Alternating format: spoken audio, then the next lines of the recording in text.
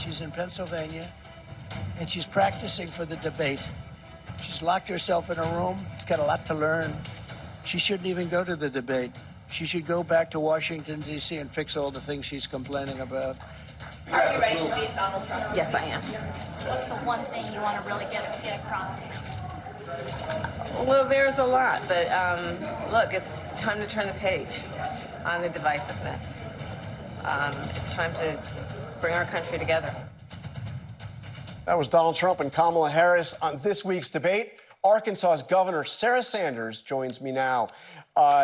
Governor Sanders, thank you for being here. And people may not realize this, but as I understand it, you actually played Kamala Harris in the debate prep for the vice presidential debate 4 years ago. Isn't that right? I did. It's been quite a while. I'd almost actually forgotten that I had that role and participated.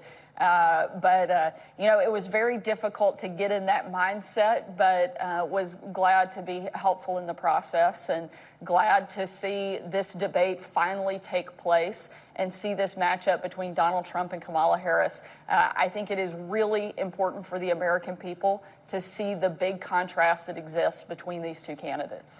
And I want to get to what Liz Cheney had to say in her endorsement. But before I get to that, on the debate, what do you think the stakes are? How important is this for former President Trump?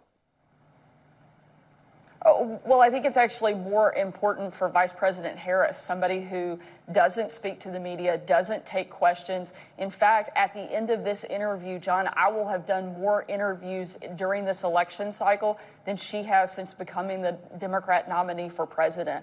It is absurd that she does not take questions from the press, from the American people. And so I think this is actually a much more important night for her because it's so rare that we hear from her, that we hear her take questions, or that we know anything that she actually stands for. How is the former president preparing for this? What's your sense? You've been with him before big moments. He likes to say he doesn't need to prepare for a debate, but what is he doing? He prepares every single day. Not only, I think the biggest way that he does that is by traveling around the country and actually talking to voters. He takes questions from the press on a regular basis. So I think every day is debate prep for Donald Trump. He'll go in game time ready, just as he does for every interview, every rally that he does. This is not something that is a heavy lift for him. I think that's why you're hearing so much about the preparation for Vice President Harris, because this isn't something she does very often.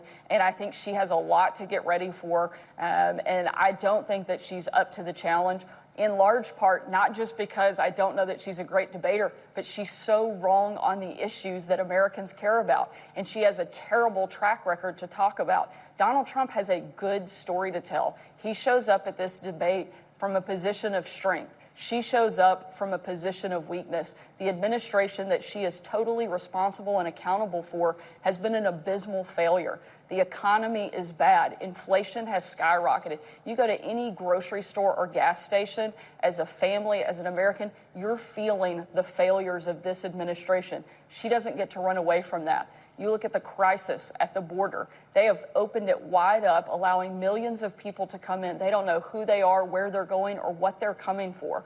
We actually had taken steps and made significant progress on securing the border under President Trump.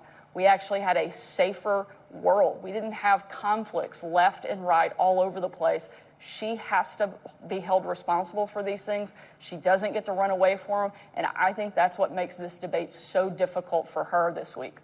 Well, you heard from Liz Cheney, and obviously she's not alone among prominent Republicans that are supporting Kamala Harris or simply saying that Donald Trump is unfit for office. How do you square that record that you just talked about, which is obviously debatable and will be debated, with what happened at the end of the Trump presidency, where he did try to overturn a presidential election, tried to overturn a Democratic election? I do think she actually is significantly in the minority here. You look across the board, prominent Republicans are supporting President Trump. But ultimately, I think she's a non-factor. I'm not trying to be rude, but you don't get to call yourself a conservative or a Republican when you support the most radical nominee that the Democrats have ever put up. That doesn't make you a conservative. It certainly doesn't make you a Republican. I think it makes you somebody who wants to protect the establishment. Frankly, I don't think this is news. It should come as no shock that Liz Cheney is not supporting the president.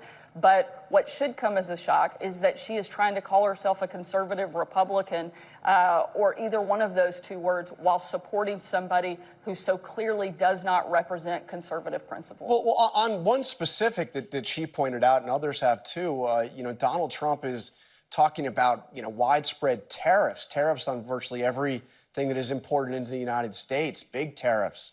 It's become almost a centerpiece of his economic message right now. How is that conservative? I mean, I've been covering politics for a long time. Conservatives usually don't like taxes, don't like tariffs. Now Trump is talking about them all the time.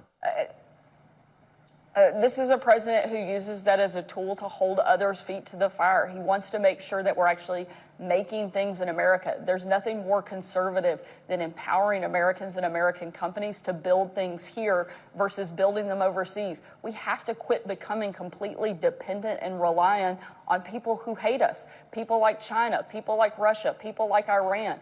We have a president now who has allowed himself to be completely walked all over, and a vice president who has been right there by his side, allowing other countries to take the lead. As we move into the next 4 years in the next administration, we have to decide, who do we want to be the world leaders? Do we want it to be the United States, or do we want it to be our adversaries like China, like Russia? Frankly, I don't want it to be them. I want it to be the United States. And there's only one person and one president and one administration who's done that before and will do it again, and it's Donald Trump. We certainly cannot count on Vice President Harris to build back American strength when she's never demonstrated a capability of doing that in the past. All right. Well, Governor Sanders, thank you for joining us on This Week. We'll see all those issues debated out right here on ABC on Tuesday. Thank you for joining us.